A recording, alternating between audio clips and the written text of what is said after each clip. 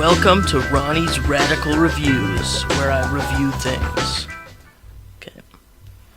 My first review is for Luca Guadagnino's Challengers.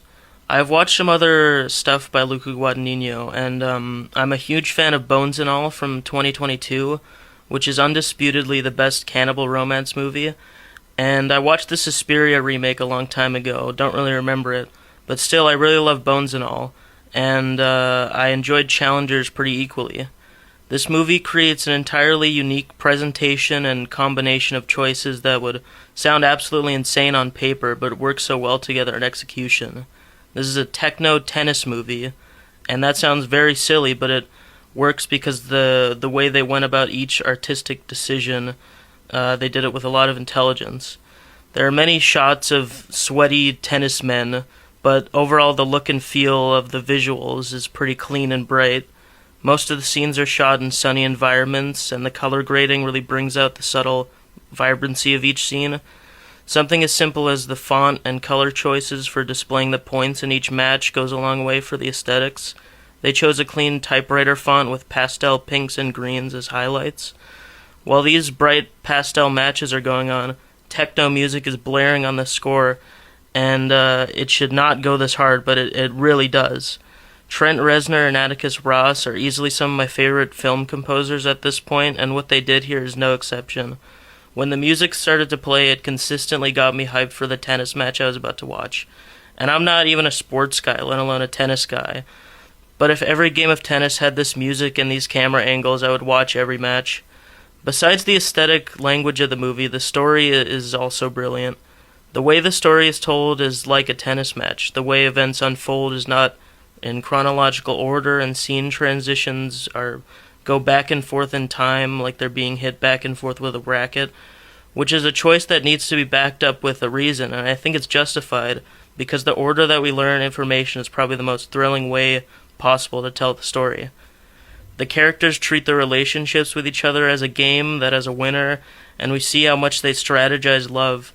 The three main characters in the love triangle at the center of the story are played by Zendaya, Mike Faist from the Pinball biopic, and Josh O'Connor from the 2015 Cinderella, and they all kill it, and need some awards for their performances immediately.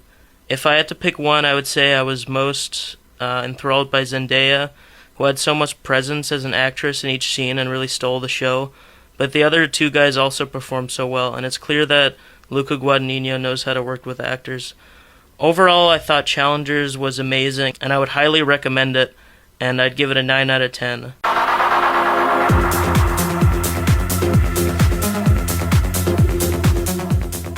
Next up, I want to talk about Funeral Soundtrack Number 4 by Destroy Boys.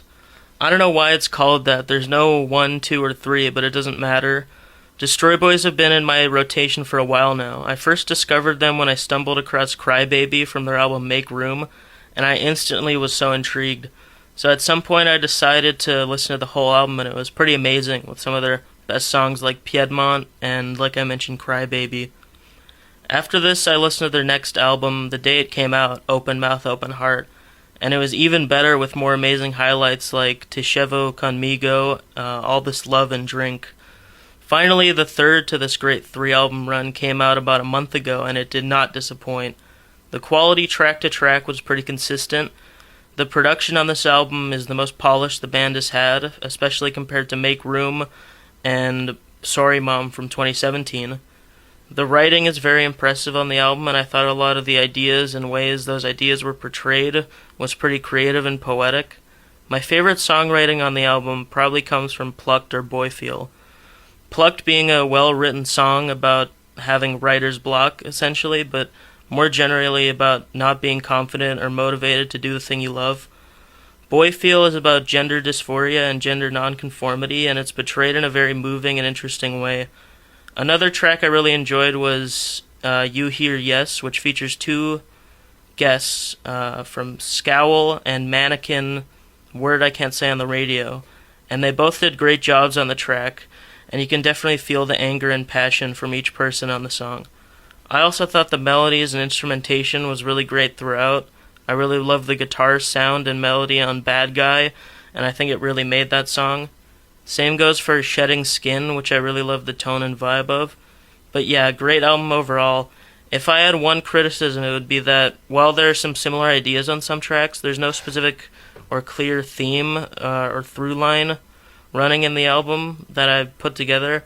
But besides that, the quality and sound and lyrics were consistently great, and as an album, I very much enjoyed Funeral Soundtrack number 4 and would definitely recommend it.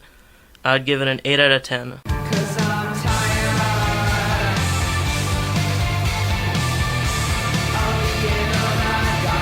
Next up, I'd like to talk about another piece of art I consumed recently.